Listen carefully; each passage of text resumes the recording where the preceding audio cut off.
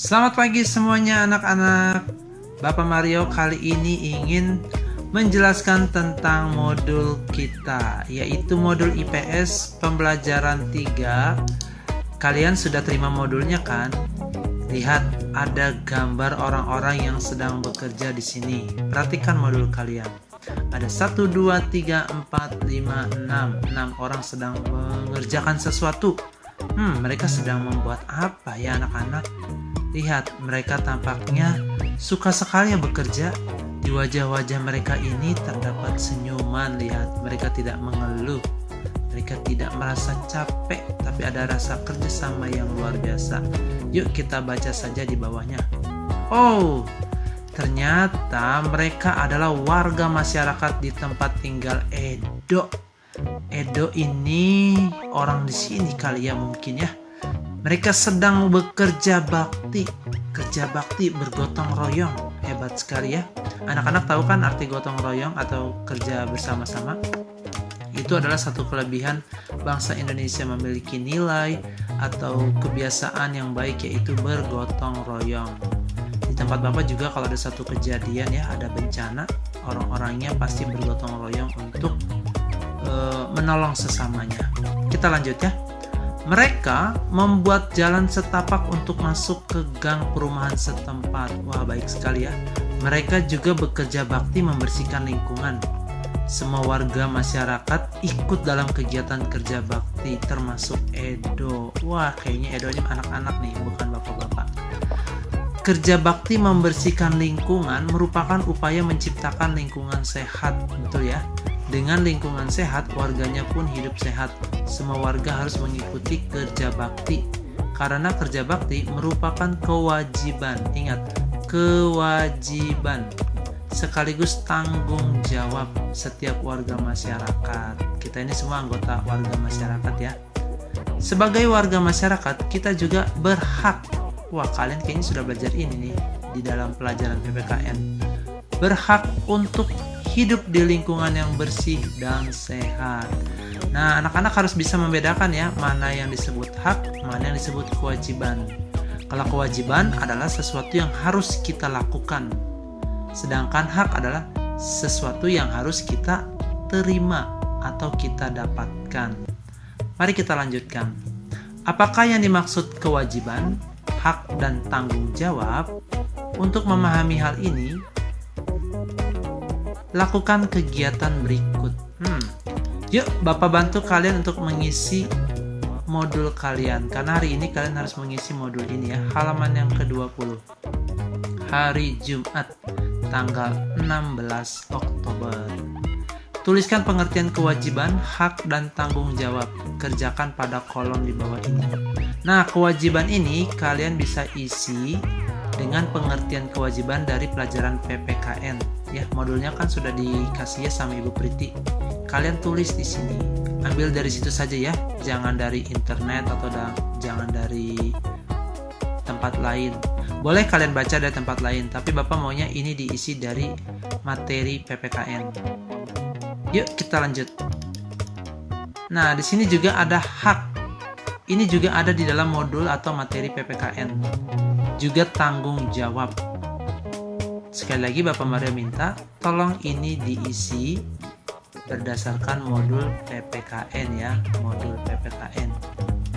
Nanti kalau anak-anak, Pak, aku modulnya sudah tertumpuk-tumpuk, misalkan, susah nyarinya misalkan, atau Pak, aku ingin cepat. Nah, silakan hubungi Bapak akan kirim foto dari buku PPKN. Jadi mudah-mudahan itu bisa membantu kalian ya. Kita lanjutkan. Kerja bakti yang dilakukan sekelompok warga masyarakat merupakan bentuk interaksi manusia dengan lingkungan. Nah, kita sudah belajar interaksi ya. Interaksi adalah hubungan timbal balik. Di dalamnya ada hubungan antar individu, individu dengan kelompok, dan kelompok dengan kelompok. Dalam rangka memenuhi kebutuhan hidup manusia. Jadi kalau kita mau terpenuhi kebutuhan kita harus berinteraksi. Harus melakukan interaksi. Apa yang dimaksud dengan interaksi manusia dengan lingkungan? Apakah akibat dari interaksi manusia dengan lingkungan? Apakah interaksi sosial dapat menimbulkan persatuan dan juga perpecahan? Untuk memahami hal ini, perhatikan gambar berikut. Ini adalah salah satu bentuk interaksi sosial. Yang pertama adalah interaksi antar individu, yaitu seorang ibu dengan anaknya. Jadi satu dengan satu orang dengan satu orang, namanya individu dengan individu, atau dalam bahasa Indonesianya antar individu. Ini papanya nggak ikut ya, ini hanya mamanya saja dan anaknya. Nah, ini sedang berinteraksi, adanya hubungan timbal balik. Mungkin mamanya ketawa, anaknya ikut tertawa, jadi sama-sama. Atau mereka sedang berbicara, sedang bercanda. Kalau yang ini adalah interaksi individu dengan kelompok, ya. Ibu guru berbicara di depan murid-muridnya. Individunya adalah ibu guru atau bapak guru. Kelompoknya adalah siswa atau murid-murid yang sedang duduk ini. Itu mereka ada interaksi. Yang satu berbicara, yang satu mendengarkan. Nanti kelompok ini bertanya, ibunya menjawab. Ya. Kalau ditanya sama Bapak Mario, individunya siapa? Ibu guru. Kelompoknya para murid. Gitu. Kalau cuma guru dengan murid, ini namanya individu dengan individu. Berikutnya interaksi kelompok dengan kelompok yang ditunjukkan oleh dua tim sepak bola. Nah, ini tim yang berpakaian warna biru dengan tim yang berpakaian warna merah. Ini sepertinya Persib dengan Persija kali ya. Tidak tahu ya Bapak ya. Intinya ini kelompok dua tim sepak bola yang berbeda sedang bertanding. Mereka berinteraksi. Ini bukan individu dengan individu, bukan individu dengan kelompok, tetapi kelompok dengan kelompok.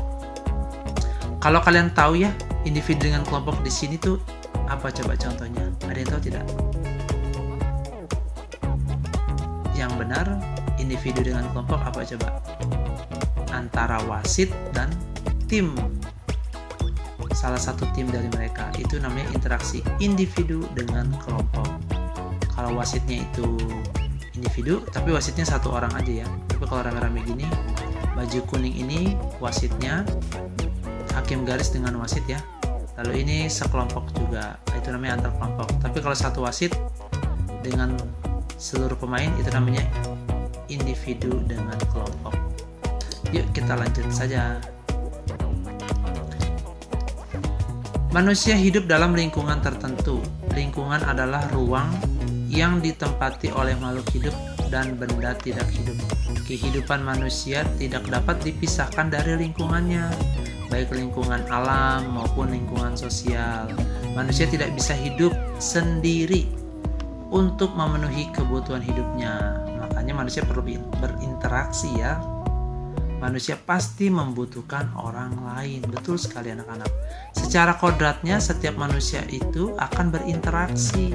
Interaksi antar individu, individu dengan kelompok. Interaksi tersebut dinamakan interaksi sosial.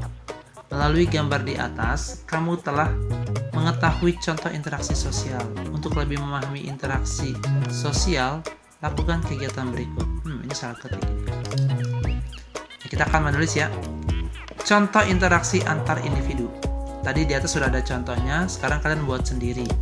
Ya, contoh interaksi antar individu dan kelompok. Ini bisa kalian dapatkan di video interaksi sosial minggu lalu ya. Kalian tolong periksa. Kalian cek video yang pernah Bapak Mario kasih, lalu kalian lihat dari situ. Ambil contohnya dari situ saja ya.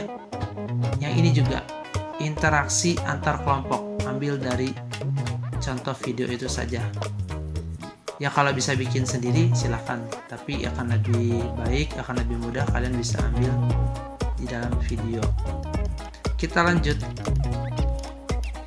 Nah, interaksi sosial penting dilakukan oleh setiap individu ya. Mengapa demikian? Karena dengan melakukan interaksi sosial, individu dapat mencukupi semua kebutuhan hidupnya. Contoh, saat kamu makan nasi, tentu nasi yang dimakan berasal dari beras. Beras berasal dari padi yang ditanam oleh petani. Sebelum menjadi beras, padi digiling oleh orang lain. Bahkan nasi yang dimakan merupakan masakan orang lain. Betul ya? Selain untuk memenuhi kebutuhan hidup, interaksi juga merupakan sarana untuk mencapai tujuan bersama. Tetapi anak-anak ingat nih, interaksi sosial tidak selamanya mengarah kepada kebersamaan atau persatuan. Oleh karena itu, interaksi sosial dibedakan menjadi dua. Apa ya? Pertama, ternyata ada interaksi yang mengarah kepada persatuan. Ini positif ya. Kedua, ternyata ada interaksi yang mengarah kepada perpecahan. Ini negatif. Kalau kalian lihat ya, beberapa waktu yang lalu bahkan sampai hari ini tuh masih ada ya berita di televisi tentang demo. Nah, demonya sebenarnya bisa mengarah kepada persatuan ya anak-anaknya ketika dilakukannya dengan baik dan benar sesuai dengan aturan yang berlaku. Tetapi ketika itu sudah berubah menjadi suatu kericuhan, bahkan suatu kerusuhan, merusak benda-benda atau prasarana umum, nah itu sudah mengarah kepada perpecahan. Interaksinya bagus, ada interaksi, tetapi itu mengarah kepada perpecahan antara pemerintah dengan para pendemo. Bahkan itu bisa mengganggu juga orang-orang lainnya yang mungkin sedang lewat atau dia sedang ingin menggunakan alat tersebut. Di Jakarta itu ada halte Transjakarta yang rusak parah dan kerugiannya mencapai miliaran rupiah. Dan orang untuk mencapai atau menggunakan halte itu kan sudah tidak bisa lagi karena sudah hancur, sudah rusak ya. Untuk memahami kedua interaksi tersebut, ayo kita lakukan kegiatan berikut. Carilah contoh interaksi sosial mengarah kepada persatuan dan perpecahan. Kamu dapat mencari informasi dari buku, internet, atau sumber lainnya. Tuliskan hasilnya pada kolom berikut. Nah, ini boleh dari buku, internet, atau sumber lainnya. Tapi Bapak Mario kasih saran buat kalian. Di video interaksi sosial minggu lalu itu ada lengkap sekali. Silakan kalian tulis dari video boleh. Itu akan lebih mudah. Tapi kalau kalian mau cari di buku lain, internet lain, atau sumber lain, silakan ya. Tapi ingat, harus tepat ya, mengarah kepada persatuan, mengarah kepada perpecahan. Jadi jangan asal. Lanjut ya. Masyarakat Indonesia yang hidup tersebar di berbagai wilayah Indonesia memiliki beragam karakteristik. Karakteristik antara satu wilayah dengan wilayah lainnya berbeda-beda ya. Perbedaan tersebut mencakup aspek seni, ekonomi, sosial, budaya maupun politik. Oleh karena itu, setiap warga negara Indonesia hendaknya menjaga interaksi yang baik. Betul sekali. Interaksi yang baik, perbedaan tersebut. Ini kayak belum selesai ya. Interaksi yang baik. Perbedaan tersebut dapat mendukung pembangunan nasional. Jadi walaupun perbedaannya banyak ya di negara kita, tapi kalau kita melakukan interaksi yang baik, maka itu akan mendukung pembangunan nasional. Akan berdampak positif kepada aspek kesenian, aspek ekonomi. Ini bicara tentang kesejahteraan masyarakat secara keuangan dan makanan minuman. Ini juga sosial, ada hubungan yang baik. Budaya itu segala sesuatu yang dihasilkan oleh masyarakat. Bisa bahasa, bisa kesenian, itu salah satu bentuk dari budaya ya. Dan politiknya akan semakin baik. Kita lanjut. Setiap warga negara hendaknya memahami bahwa perbedaan merupakan kodrat dari Tuhan Yang Maha Esa. Betul ya, perbedaan itu tidak bisa dihindari anak-anak. Kita lahir saja muka kita sudah berbeda dengan orang tua kita, juga berbeda dengan adik kakak kita. Bahkan yang kembar pun berbeda, keinginannya berbeda, sidik jarinya berbeda. Nah, itu sudah dari Tuhan. Tapi itu semua memberi warna ya. Kalau semuanya sama kan kurang seru ya. Tapi kalau berbeda kan kita bisa melihat berbagai jenis warna-warna yang lain di dalam wajah teman-teman kita. Iya, kira-kira seperti itu. Oleh karena itu, kamu harus mengelola perbedaan tersebut menjadi suatu kekuatan. Betul sekali. Ada 3 teori sosial budaya di Indonesia yang hingga kini berlaku di masyarakat. Nah, ini kita harus pegang ya. Pertama adalah musyawarah. Kedua adalah paternalistik. Lalu ada gotong royong. Budaya ini apabila dikembangkan akan mendukung pembangunan nasional. Selain itu, musyawarah paternalistik dan gotong royong juga akan mendukung ketahanan aspek sosial budaya. yang tangguh. Untuk menambah pengetahuan, yuk kita lakukan kegiatan berikut ini. Nah, mungkin anak-anak bingung ya, paternalistik itu apa. Nah, Bapak Mario akan mencoba membantu kalian. Paternalistik itu anak-anak yaitu pola kepemimpinan ya, yang dipenuhi dengan sifat kebapakan seperti hubungan ayah dan anak. Nah, itu ada di Indonesia. Artinya kepemimpinannya itu bukan cuma sekedar atasan dan bawahan, tapi seperti bapak dan anak, seperti orang yang sedang mendidik anak-anaknya. Kalau Bapak lihat ya, kepemimpinan sekarang yang Bapak Jokowi itu bagus sekali ya. Dia sabar ya, walaupun warganya bikin rusuh kemarin. Dia tidak segera marah, tapi dia mencoba merangkul masyarakat dan memberikan pengertian yang tepat jika ada perbedaan pendapat antara pemerintah dengan masyarakat. Kan sebenarnya bisa saja pemimpin langsung marah ya, tapi Bapak Jokowi dan teman-temannya di pemerintahan tidak langsung marah, tetapi mencoba memberikan pengertian kepada masyarakat.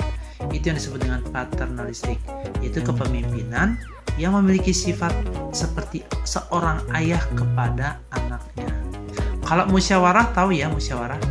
Musyawarah itu suatu cara untuk menentukan suatu keputusan berdasarkan pendapat dan kepentingan bersama. Jadi dibicarakan secara kekeluargaan, tidak satu arah, tidak oleh pemimpinnya saja, tapi semua anggotanya boleh memberikan suara atau masukan untuk menentukan suatu keputusan.